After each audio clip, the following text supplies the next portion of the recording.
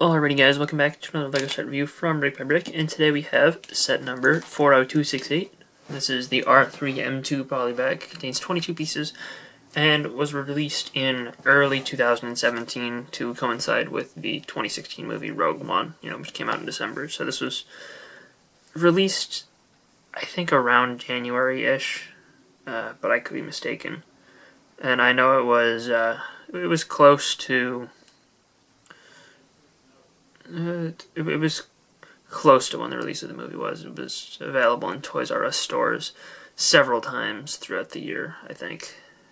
But, the release was a little bit iffy, and there's no exact date because it is a promotional item. And Toys R Us didn't do promotional items on certain dates because, they just did it whenever they felt like it. I kind of missed that with Bricktober coming up. But it's one of these little stand promos. It's got the cool little backing. This is one of the first ones, so it did feature the copyright information in white down the side. Kind of distracting, depending on the angle you look at it from, but they did eventually correct that with future releases of these, and, eventually they started to hide them on the bottom section where you won't be able to see it at all. It did just come in one of these bags, which is not really... It's a softer material, so it doesn't crinkle as much. Which is interesting, and the bags have been the same for all of these that they've done. They've done 5 so far. I have 4 of them, and at the end I'll show you what they all look like connected to each other. But if we remove the astromech real quick, you can see the backing. It's kind of a cool little scene. It's from Rogue One. This droid was seen briefly in the background on the base on, I believe it was Yavin, right?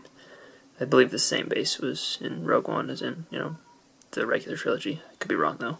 And there is a stickered tile featuring the name of the character. I really like that. I don't know. These little stands, I think they're better than the May the 4th minifigures, just because, it adds a cool little displayable element. And yeah, maybe they cost a little more. These were also available just for sale at Toys R Us when the promo was on. Like, you could get it without spending the threshold. Then you would spend $6, which, is more than a regular polybag. I think they did the Rebel A-Wing pilot for $5, which is still more than a regular polybag. But, for the extra $1 at Toys R Us, I would definitely pay $1 for this little stand, because, I don't know, I think it looks really nice. The astromech droid itself is pretty well detailed. It's got a little bit of a brown and gold color scheme, sorry. And it's one of those with a translucent head, which, I don't know, I think it's pretty cool. Mine's actually printed really well, so I didn't have to deal with that wonky astromech droid printing. It's kind of hard to see some of the details, though, just because of the fact that it's a brown printing on a trans-brown piece. I don't know, maybe if we dim the lights just a little. Nah.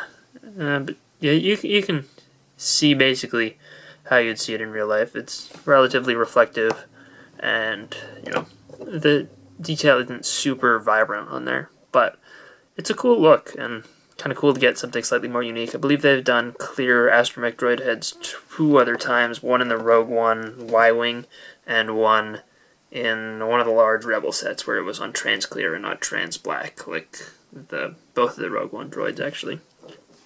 The other interesting thing here is that this does use black Technic pins, so it, one of the more friction-based pins, I guess, has more friction than most. And interestingly enough, all of the other ones released after this do not use the black Technic pins. They use the gray ones. And just to wrap up this review, bring in all the ones that I currently have. The Scarif Stormtrooper and DJ and the Kessel Mineworker review coming very shortly, so stay tuned for that. And I think this is a pretty impressive look that we've got here. There is one more that I have yet to get, but I'd like to eventually, and that would be the Han Solo Mud Trooper, so you go right here. And I think this is a good collection of figures here. I don't think R3-M2 is the most interesting of characters for this, but, overall, I do think that this is a decent polybag, and, is... looks good with all the others on display as part of the collection. So if you, have been collecting the others, I definitely would have recommended getting this one. I did not when it first came out, so I did get it on the aftermarket, but I did get it for, I think, $6 or $7, so not too much of an increase. But anyway, I hope you guys enjoyed this review. If you did, let me know in the comment section down below, and I'll see you guys all next time. Bye, everyone.